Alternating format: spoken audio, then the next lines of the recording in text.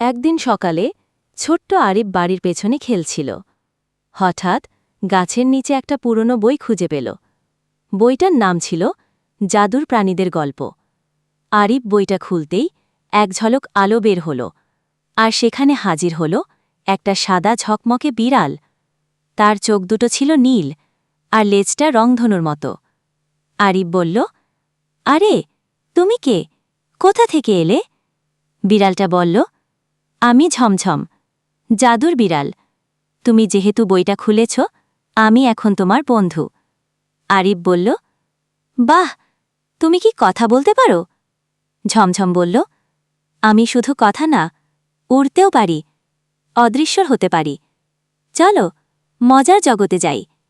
তারপর ঝমঝম আর আরিফ মিলে প্রতিদিন বনে যেত, হরিণের সঙ্গে দৌড়াত, পাখিদের গান শোনাত।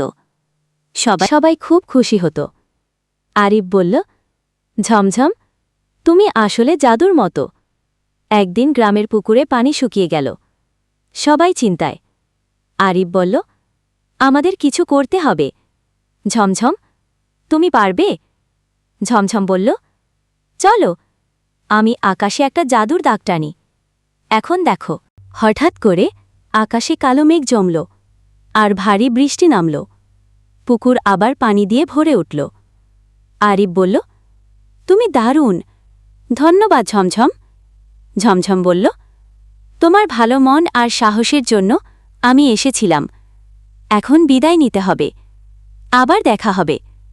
আরিফ বলল, ভালো থেকো বন্ধু, তোমার কথা আমি সবাইকে বলবো।